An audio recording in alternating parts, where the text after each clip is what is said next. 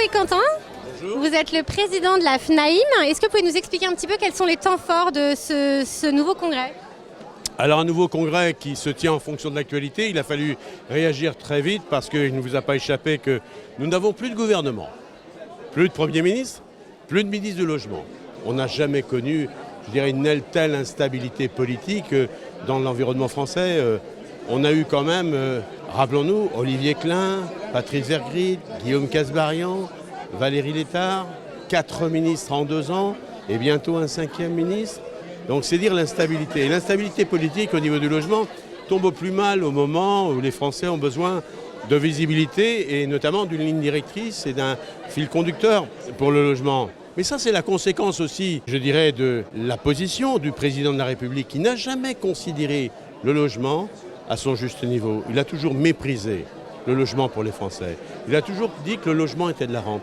Quand on envoie de tels messages, ou quand on se permet de dire « Ah, le logement, c'est finalement de la surdépense publique pour de l'inefficacité collective », bien évidemment, on ne peut pas atteindre d'autres résultats que celui-là. Est-ce que vous attendez encore quelque chose des décideurs politiques pour relancer le marché immobilier ou est-ce que vous êtes résigné maintenant ? Mais jamais résigné.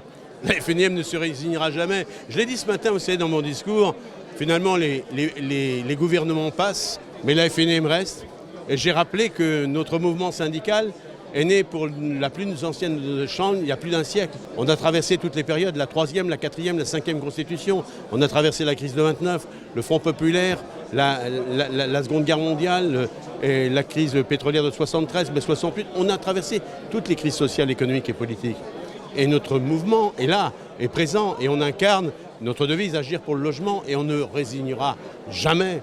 Et on composera avec toutes les forces de ce pays pour afficher une volonté d'avoir des vraies propositions pour le logement. C'est ça notre destin, c'est ça notre avenir et c'est notre combat. Un petit mot sur 2025, comment vous envisagez l'année prochaine ? Est-ce que vous pensez que le marché va quand même se retourner ?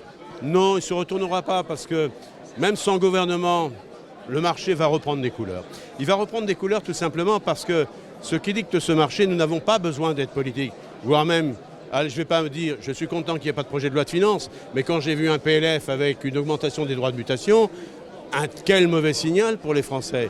Ce qui peut, je dirais, être dommageable pour le marché, c'est l'instabilité politique. Cette instabilité politique, on souhaite de retrouver finalement une orientation, et j'y crois, ce sera positif. Mais ce qui me donne le plus, je dirais, de certitude dans le redémarrage du marché, c'est la baisse attendue des taux d'intérêt. On va avoir 1 à 2 nouvelles baisses du taux de la BCE et sera suffisant au moins à avoir un point d'atterrissage et de stabilisation du marché en vue d'un redécollage. Je crois qu'il faut avoir espoir. Et puis, moi, je ne décolère pas, je ne désarme pas. On a des propositions novatrices qui ne coûtent rien. On va les marteler. Moi, je souhaite qu'une chose, une ministre ou un ministre pragmatique, de plein exercice, avec une véritable volonté, mais une volonté politique. Pas un ministre, je dirais, d'opportunité politique. Un ministre d'efficacité politique. Merci beaucoup Loïc Quentin. Merci beaucoup.